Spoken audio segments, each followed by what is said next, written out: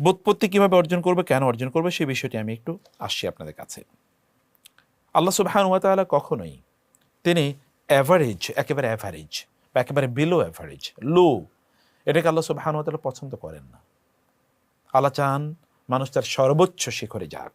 এবং এ কারণে কোরআনে যদি আপনি ঈমান, ইহসান, ইসলাম এই শব্দগুলোর দিকে তাকান, তাহলে দেখবেন এগুলো সবগুলো শব্দই একেবারে সর্বোচ্চ লেভেলে আপনাকে নিয়ে যাওয়ার কথা। যেমন রাসূল সাল্লাল্লাহু আলাইহি ওয়াসাল্লাম বলেছেন, ইন্নাল্লাহা কাতাবাল ইহসানা আলা কুল্লি শাই। আল্লাহ তাআলা আমাদের জন্য ফরজ করে দিয়েছেন আমরা যেন সবগুলো কাজ ইহসানের লেভেলে করি। এবং দেখুন, যখন আপনি নামাজ আদায় করেন, তখন রাসূল সাল্লাল্লাহু আলাইহি ওয়াসাল্লাম বললেন, আন তা'বুদাল্লাহা কাআন্নাকা তারাহু, তুমি যেন এমনভাবে নামাজ আদায় করো যেন তুমি আল্লাহকে দেখতে পাচ্ছ।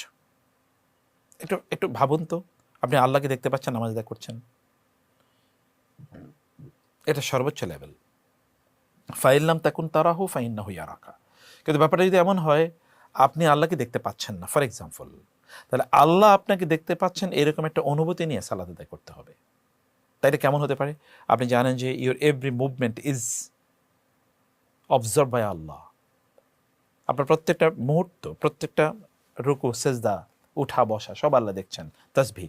তখন কেমন হতে পারে? আমরা তো একজন মানুষ যদি তাকিয়ে থাকে আমাদের দিকে, তখন আমরা নামাজটাকে একটু বিউটিফাই করি। একাকী নামাজ আদায় করলে দ্রুত পড়ি, যখন অন্যের সামনে পড়ি তখন একটু বেশি করে পড়ি। আল্লাহ দেখছেন, তাহলে কোয়ালিটিটা কেমন হওয়ার কথা? সুবহানাল্লাহ। এখানে রাসূল সাল্লাল্লাহু আলাইহি ওয়াসাল্লাম বলেছেন, আল্লাহ ভালোবাসেন কোনো বান্দা যখন ইযা আমিলা আবদান আন ইউতকিনাহু, যখন কোনো বান্দা কোনো কাজ করে তখন সে কাজটি সবচেয়ে সুন্দরভাবে করে। আল্লাহ তাআলা এই ব্যক্তিকে ভালোবাসেন।